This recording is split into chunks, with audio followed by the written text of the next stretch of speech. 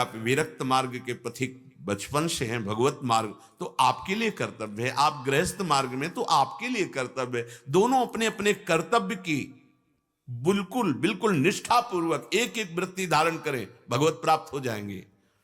जो साधक ऐसा सोचता है कि अब हम संसार को छोड़ देते हैं, अब एकांत में चलते हैं, किसको लेके? संसार को लेके। ये शरीर संसार है, अब सुगमता पूर्वक वहां भगवत प्राप्ति करेंगे। वो सुगमता ढूंढता है कि कोई जिम्मेवारी नहीं, यहां तो बहुत काम है, बहुत कर्तव्य, हम नहीं कर पाए, एकांत में चलेंगे, माला चलाएंगे। ऐसा उसे ये होता है कि अंदर से वो सुख का रागी होता है। ये अंदर की बातें हैं जो आप भी नहीं देख पा रहे अपने।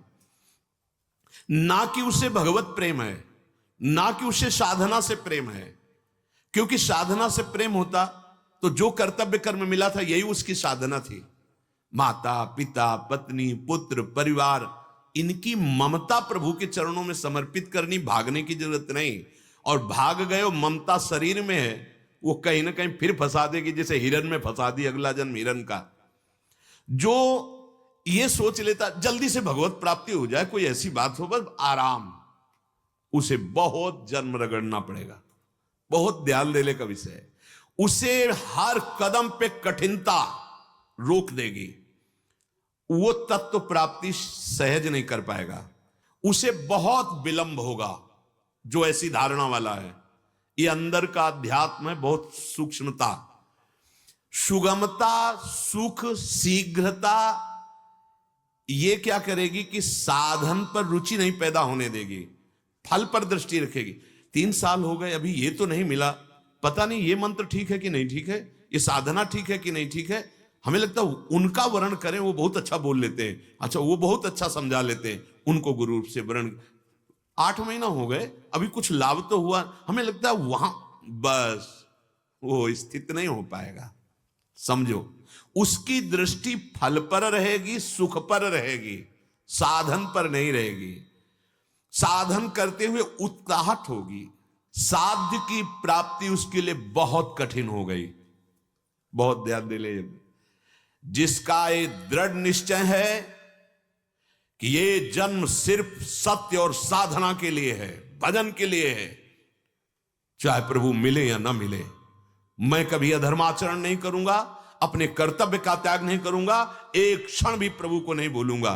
भगवत प्राप्ति बहुत जल्दी और सहज।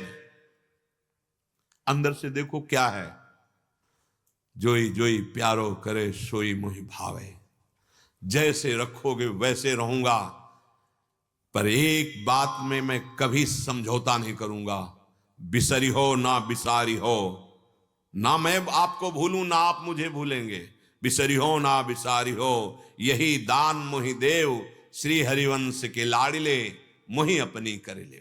मैं आपका हूं, आपके लिए मेरा जीवन है, कोई स्थिति बदले ना बदले, हम भूल करके भी आपके प्रतिकूल आचरण नहीं करेंगे और निरंतर आपकी आज्ञा में रहेंगे। ऐसे को भगवत प्राप्ति ऐसे हो जाती सहज में। कई लोग तो ऐसा कैसे हो गया, क्योंकि सिद्धांत है, जो ये नियम बना लेता है कि मुझे अपने कर्तव्य का पालन करना है, उसे बहुत जल्दी भगवत प्राप्ति हो जाती है, क्योंकि कर्तव्य और साधना में उसकी पूर्ण दृढ़ता है। और जो फल पर दृष्टि रखता है, तो पूज्य श्री स्वामी अखंडानंद जी महाराज के पास एक शिष्य आए उनके, और कहा भगवान एक बात हम आपसे कहना चाहते थे, पर एकांत में कहना चाहते हैं। तो उनका एकांत ही है, यहाँ तो सब प्रेमी जन बैठे हैं, आप बोलिए।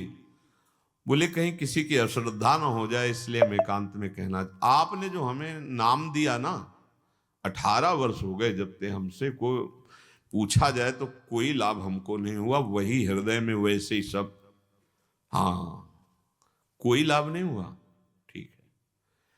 तो आज के बाद हम तुम्हें कसम देते हैं अपनी, अगर मुझे गुरुदेव मानते हो, कि वो नाम मत जपना, फिर आ जाओ कल, वो नाम देंगे जो तुम्हें बहुत जल्दी भगवत प्राप्ति करा देगा।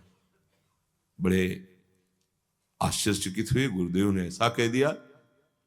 चले, जो ही चले सो नाम, 18 वर्ष का अभ्यास, और सीढ़ी नहीं उतर पाए, लौट के आए, रो के कहे महाराज जी आपने अपनी कसम दी है इसलिए कह रहा हूं, मर सकता हूं, अब नाम नहीं छूट सकता। बोले ये मिला तुम्हें 18 वर्ष में कि तुम मर सकते हो लेकिन नाम नहीं छोड़ सकते। अब तुम्हारे लिए दुर्लभ क्या रह गया है? ए भाई, यहां वही बात कही जा रही। तुम्हारी अंदर की स्थिति में कोई परिवर्तन हो या ना हो, जांच मत करो। तुम्हारा एक केवल कर्तव्य है कि तुम्हारे अंदर भगवत चिंतन न छूटने पावे।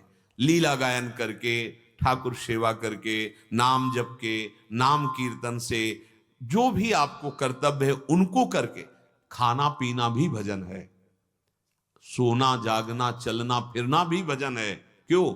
अब हमने अपने आप को प्रभु के चरणों में अर्पित कर दिया। हमारी हर चेष्टा भगवत अर्पित सच्ची मानिए।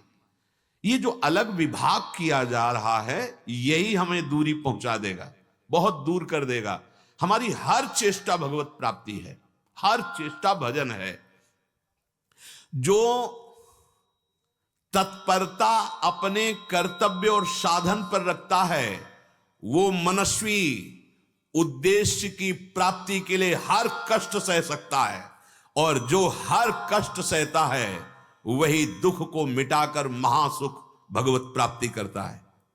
एक बार फिर ध्यान दीजिए, जो तत्पर माने जो हमें गुरु जी ने साधन दिया है, जो हमें शास्त्र सिद्धांत पता चला है, प्राण छूट चाहे जाएं अब वो हम नहीं छोड़ने वाले। और जो निषेध किया गया है वो कभी नहीं करूंगा।